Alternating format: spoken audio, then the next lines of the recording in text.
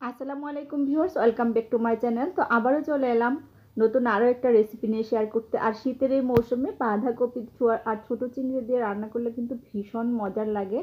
তো অনেক দিন হয়ে গেলো আমার চ্যানেলে ভিডিও শেয়ার করতে পারি না ব্যস্ততার কারণে, তাই আজকে চলে এলাম আপনাদের সাথে এই ভাজি রেসিপিটা শেয়ার করতে। খুব সহজ করে রান্না করব, আশা করি আপনাদের ভালো লাগবে। তো বাঁধাকপি ভাজি করার জন্য এখানে একটা বাঁধাকপি আমি কেটে কুচি করে তারপর ধুয়ে নিয়েছি পরিষ্কার করে। হাফ কাপ পেঁয়াজ কুচি করে নিয়েছি, কয়েকটা কাঁচামরিচ ফালি করে নিয়েছি, আর এখানে হাফ কাপ গুঁড়া চিংড়ি মাছ নিয়েছি আমি। আর এই শীতের মৌসুমে কিন্তু বাঁধাকপি ভাজি খেতে ভীষণ ভালো লাগে, সেটা যদি হয় চিংড়ি মাছ দিয়ে তাহলে তো কথাই নেই। গরম গরম ভাতের সাথে কিন্তু ভীষণ ভালো লাগে খেতে। চুলাতে প্যান বসিয়ে পরিমাণ মতো তেল দিয়ে দিয়েছি, আর এখন আমি পেঁয়াজ কুচিগুলো দিয়ে দিয়েছি। 2 মিনিটের মতো পেঁয়াজ কুচিগুলো একটুখানি ভেজে নেব আমি। আর বাঁধাকপি ভাজি করতে কিন্তু সময় একদমই কম লাগে। এখানে আমি 1 চা চামচ পরিমাণ রসুন বাটা, হাফ চা চামচ পরিমাণ হলুদ গুঁড়ো, হাফ চা চামচ পরিমাণ ধনিয়া গুঁড়ো দিয়ে দিলাম, আর দিয়ে দিলাম স্বাদ মতো লবণ। আমি কিন্তু আর কিছুই দিব না। আর মরিচ গুঁড়ো কিন্তু আমি দিইনি, কাঁচামরিচ দিব আমি একটু বেশি করে কাঁচামরিচ দিয়ে বাঁধাকপিটা ভাজি করবেন, তাহলে কিন্তু অনেক ভালো লাগবে খেতে। অল্প একটু পানি দিয়ে দিলাম, আর এখন আমি চিংড়ি মাছটাও দিয়ে দিচ্ছি। সুন্দর করে কষিয়ে রান্না করব।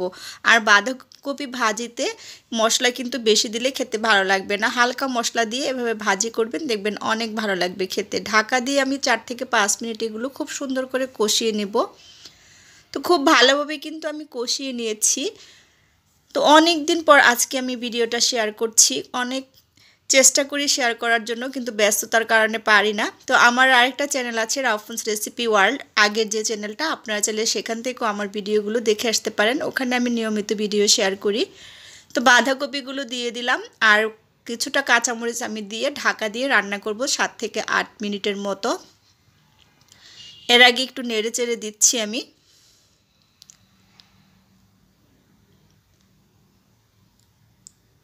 খুব সুন্দর করে নেড়ে চেড়ে মিশিয়ে দিলাম আমি।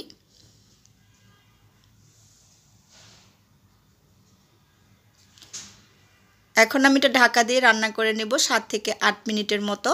আর ফিরে আসছি 7-8 মিনিট পর।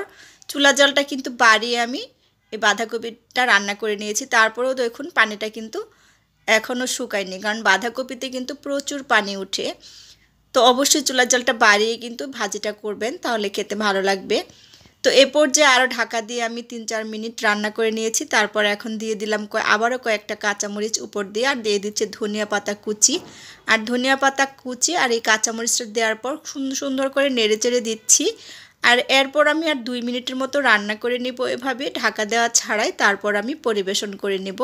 গরম গরম ভাতের সাথে কিন্তু এই ভাজিটা হলে আর কিছুই লাগে না। তো আমার রান্না শেষ, পরিবেশন করে নিচ্ছি। তো আশা করি আমার আজকের রেসিপিটা আপনাদের ভালো লেগেছে। খুবই সিম্পল একটা রেসিপি শেয়ার করেছি, আর সবাই তো বাঁধাকপি ভাজি করতে পারেন। তো আমার মতো একবার হলেও ট্রাই করবেন, আশা করি আপনাদের ভালো লাগবে। আর আমার রেসিপিটা ভালো লাগলে আমার চ্যানেলটা সাবস্ক্রাইব করে পাশে থাকা বেল আইকনটা ক্লিক করে দিবেন।